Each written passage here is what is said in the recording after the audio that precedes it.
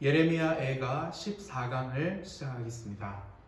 이제 2강만 남았으니까 조금 더 힘을 내시기를 바랍니다. 오늘 나눌 말씀의 제목은 오호라 우리의 범죄 때문이니다 이고 본문은 예레미야 애가 5장 1절에서 16절 말씀입니다. 우리는 지난 4장의 말씀을 통해서 이스라엘이 그토록 비참한 상황에 처한 것은 하나님의 영광이 이스라엘을 떠났기 때문이다 라고 했습니다. 따라서 공동체가 다시 회복되려면 하나님의 영광도 회복되어져야 한다고 말씀드렸습니다. 이제 이번 강의와 다음 강의에서는 예레미야 애가 5장을 살펴보려고 하는데요. 이번 강의에서 살펴볼 말씀은 죄로 말미암아 하나님이 주신 모든 복을 잃어버린 이스라엘의 모습을 살펴보려고 합니다. 자, 그렇다면 과연 신앙 공동체가 죄에서 돌이키지 않을 때 잃어버리게 되는 하나님의 복은 과연 무엇일까요? 첫 번째로 하나님의 공급하심을 잃어버리게 됩니다. 1절에서 5절 말씀을 다 함께 읽겠습니다. 여호와여, 우리가 당한 것을 기억하시고 우리가 받은 치욕을 살펴보옵소서. 우리의 기업이 외인들에게, 우리의 집들도 이방인들에게 돌아갔나이다. 우리는 아버지 없는 고아들이오며 우리의 어머니는 과부들 같으니 우리가 은을 주고 물을 마시며 값을 주고 나무들을 가져오며 우리를 뒤쫓는 자들이 우리의 목을 눌러싸우니 우리가 기진하여 쉴 수 없나이다. 죄에서 돌이키지 않은 이스라엘에게 하나님의 심판이 나타나자 나타난 현상이 있는데요. 그것이 바로 한마디로 참된 쉼을 잃어버린 것입니다. 5절 마지막 부분인데요. 다시 한번 읽어보면 우리가 기진하여 쉴 수 없나이다. 그런데 왜 이들이 쉴 수 없게 된 것입니까? 그 앞구절에서 그 이유를 말씀하고 있는데 우선 그들의 집이 없어졌습니다. 그리고 부모가 사라졌고요. 생활에 필요한 것들을 구할 수가 없는 상황이 되어버렸기 때문에 자연스럽게 그들에게 쉼이란 것이 사라져버리게 된 것입니다. 그런데 생각해보면 사실 이스라엘에게 이 모든 것을 허락하신 분이 누구십니까? 그렇습니다. 바로 우리 하나님이십니다. 그런데 그들이 하나님의 다스림에 불복종하자 하나님의 이 모든 것에 공급하심이 중단되어 버린 것입니다. 바로 하나님이 징계를 내린 것이죠. 현대인들의 위기가 무엇입니까? 생활의 풍요로 인해서 영적 빈곤을 잘 느끼지 못한다는 데 있습니다. 등 따시고 배부르면 이제는 먹고 사는데 크게 문제가 없어지니까 이 영적인 부분에 있어서 쉼이 없고 만족이 없는데도 그것이 그다지 큰 문제로 그들에게 다가가지 않는다는 것이 현대인들에게 가장 큰 문제입니다. 그런데 하나님의 공급하심이 끊기면 어떤 비참한 일이 일어납니까? 사실은 그들이 거할 영적인 집, 또 그들을 보호해줄 영적인 부모, 또 그들이 취할 영적인 양식이 다 사라져버립니다. 한마디로 영적 안식처가 다 사라져버린다는 것입니다.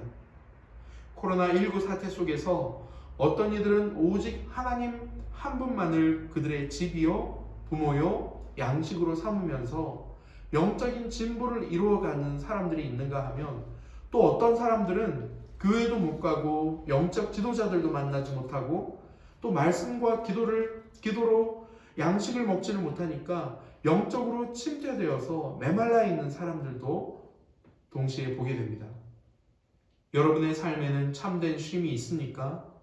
아니면 하나님의 공급이 끊겨서 집도 잃고 부모도 잃고 양식도 잃은 고아 같은 신앙생활을 하고 있지는 않습니까? 다시 한번 권면을 드립니다. 죄에서 돌이키십시오. 그래서 하나님의 공급을 다시 원활하게 받으십시오. 그러면 그제서야 참된 쉼이 여러분들에게 주어지게 될 것입니다. 신앙 공동체가 죄에서 돌이키지 않을 때 잃어버리게 되는 하나님의 복은 무엇입니까? 두 번째는 하나님의 다스리심을 잃어버리게 됩니다. 6절에서 10절 말씀을 다 함께 읽겠습니다. 우리가 애굽 사람과 아수르 사람과 악수하고 양식을 얻어 배불리고자 하였나이다. 우리의 조상들은 범죄하고 없어졌으며 우리는 그들의 죄악을 담당하였나이다. 종들이 우리를 지배하며 그들의 손에서 건져낼 자가 없나이다. 광야에는 칼이 있으므로 죽기를 무릅써야 양식을 얻사오니 굶주림의 열기로 말미암아 우리의 피부가 아궁이처럼 검으니이다. 하나님의 공급하심으로 집과 부모와 양식에 있어서 부요함을 누리던 이스라엘이 이제 이방 나라들에게 구걸하는 그런 처지로 전락해버렸습니다. 뿐만 아니라 열국을 다스리면서 열국 중에서 높임을 받던 이스라엘이 이제는 종들인 이방 나라들에 의해서 다스림을 받게 됩니다. 이방 나라들에게 구걸하고 그들의 다스림을 받게 되자 어떤 일이 일어납니까? 그들은 양식을 구하기 위해서 목숨을 걸어야만 하고 또 극심한 굶주림으로 인해서 처참한 몰골을 지니게 되는 존재가 되어버렸습니다. 누가 다스리는가? 누가 나를 다스리고 누가 우리를 다스리는가? 이것만큼 중요한 문제가 없습니다. 하나님이 다스리고 백성들이 그 다스림에 복종한다면 그것이 바로 하나님 나라입니다. 의와 평강과 희락이 있는 에덴 동산이 바로 하나님의 다스림이 있는 곳입니다. 그곳에 바로 풍요와 생명이 넘칩니다. 그런데 하나님의 다스림을 거부하면 어떤 일이 벌어집니까? 정반대의 일이 벌어지는데요. 하나님이 우리를 다스리지 않으면 아무도 우리를 다스리지 않는 것일까요? 그렇지 않습니다. 하나님의 다스리심을 거부한다는 것은 곧 사단의 다스리심을 받아들인다는 것입니다. 여러분은 지금 누구의 다스리심을 받고 있습니까? 우리 ESF의 주인은 과연 누구입니까? 오직 예수 그리스도만이 우리를 다스리시고 우리의 주인이 되십니까? 우리가 이 사실을 너무 잘 알고 있습니다. 예수님은 나의 주인이십니다. 그러나 이것을 한번 알고 고백하고 끝내서는 결코 안 됩니다. 매일 매순간 이것을 점검해야 합니다. 나의 주인은 누구이고 나를 다스리시는 분은 과연 누구인가 하는 것입니다. 죄에서 우리가 돌이키지 않으면 하나님의 다스리심을 받을 수 없을 뿐만 아니라 사단의 다스림을 받게 되어서 결국 이스라엘 백성들과 같은 비참한 처지에 놓이게 된다는 사실을 반드시 기억할 수 있기를 바랍니다. 신앙 공동체가 죄에서 돌이키지 않을 때 잃어버리게 되는 하나님의 복은 무엇입니까? 마지막 세 번째는 하나님이 주시는 기쁨과 영광을 잃어버리게 됩니다. 11절부터 16절 말씀을 다 함께 읽겠습니다. 대적들이 시온에서 부녀들을 유다 각 성읍에서 처녀들을 욕보였나이다. 지도자들은 그들의 손에 매달리고 장로들의 얼굴도 존경을 받지 못하나이다.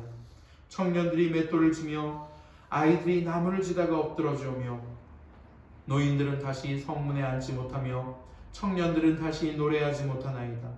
우리의 마음에는 기쁨이 그쳤고 우리의 춤은 변하여 슬픔이 되었사오며 우리의 머리에서는 면류관이 떨어졌사오니 오호라 우리의 범죄 때문이니이다. 하나님의 심판을 받은 이스라엘은 대혼란에 빠집니다. 하나님의 딸들이 이방 남자들에게 치욕을 당합니다. 지도자들은 처참하게 죽임을 당하고 장로들의 권위도 땅에 떨어집니다. 노인들은 더 이상 자기 자리를 지키지 못하게 되고 청년들에게서도 노래가 그쳐버립니다. 예레미야는 이스라엘의 이런 상황을 한마디로 기쁨이 사라져버렸다, 영광이 떠나갔다라고 표현하고 있습니다. 그리고 그 모든 원인은 이스라엘이 죄로부터 회개하지 않았기 때문이라고 말씀합니다. 15절과 16절 말씀을 다시 한번 읽어보겠습니다. 우리의 마음에는 기쁨이 그쳤고 우리의 춤은 변하여 슬픔이 되었사오며 우리의 머리에는 면류관이 떨어졌사오니 오호라 우리의 범죄 때문이니이다. 예수님을 믿으면 가장 많이 바뀌는 것이 있는데요. 그것이 바로 예수님 믿는 사람의 얼굴입니다. 예수님 믿기 전에는 뭔가 모를 그늘이 있었던 사람도 예수님을 영접하고 예수님과 동행하며 살게 되면 이제 그 얼굴이 그늘이 걷히고 환해지는 것을 봅니다. 뿐만 아니라 얼굴에서 광채가 나기도 합니다. 얼굴이 예쁘고 잘생기고 화장을 잘해서가 아니라 하나님의 기쁨과 영광이 그 얼굴에서 비추이기 때문입니다. 그런데 예수님을 잘 믿다가 영적 침체가 오면, 그래서 죄에서 회개하지 않고 계속해서 죄에 눌러 살게 되면 그 광채가 또 어느새 사라져버리는 것을 봅니다. 삶의 빛도 동시에 잃어버리게 되죠. 우리 순수 ESF의 얼굴은 지금 어떨까요? 우리 공동체의 얼굴에서 기쁨과 영광이 보입니까? 빛이 나고 있습니까? 여러분들의 얼굴은 어떻습니까? 여러분 안에는 하나님만이 주실 수 있는 기쁨과 영광이 있습니까? 우리 한국교회의 얼굴은 또 어떤 것 같습니까? 도리어 우리의 춤이 변하여 슬픔이 된 것은 아닐까요? 이 땅의 교회의 면류관이 땅에 떨어져 버린 것은 아닐까요? 그렇다면 그 원인이 무엇일까요? 그렇습니다. 16절의 말씀처럼 오호라 우리의 범죄 때문입니다. 이스라엘은 하나님의 기쁨과 영광을 지킬 수 있는 충분한 시간과 기회가 있었음에도 불구하고 끝내 그들은 회개하고 돌이키지 않았습니다. 오히려 그 시간을 허비하고 낭비해버렸습니다. 한국교회는 어떻습니까? 아직 시간이 있습니다. 우리 순수 ESF는 어떻습니까? 시간이 있습니다. 그러나 어쩌면 우리는 현재 골든타임 안에 있는지도 모릅니다. 무슨 말입니까? 기회가 언제까지나 주어지지는 않을 수도 있다는 것입니다. 많은 미래 선교학자들이 한국의 골든타임은 이제 몇 년 남았다 이런 식으로 말씀들을 많이 합니다. 그런데 몇 년 남았는지는 하나님만이 아시겠죠. 그러나 우리가 귀담아 들어야 할 그 학자들의 공통적인 외침이 무엇입니까? 몇 년 남은 것은 우리가 다 정확하게 알 수는 없지만 분명한 것은 우리가 지금 그 골든타임 안에 들어와 있다는 것입니다. 여러분의 각자에게 주어질 하나님의 기쁨과 영광을 회복할 골든타임을 놓치지 않으시기를 바랍니다. 우리 순수 ESF에 주어진 골든타임은 과연 몇 년일까요? 우리 한국교회에게 주어진 골든타임은 과연 어느 정도 될까요? 그 골든타임을 붙잡으시기를 소망합니다. 골든타임을 붙잡는 가장 좋은 방법은 바로 무조건 엎드리고 회개하고 나아가는 것입니다. 그러나 회개하지 않으면 어떻게 됩니까? 우리가 무엇을 잃어버리게 됩니까?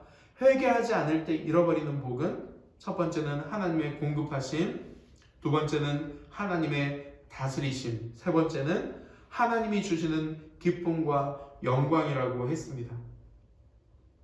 하나님의 공급하심을 잃어버리게 되면 정말 우리는 영적 빈털터리가 되어버리고 맙니다.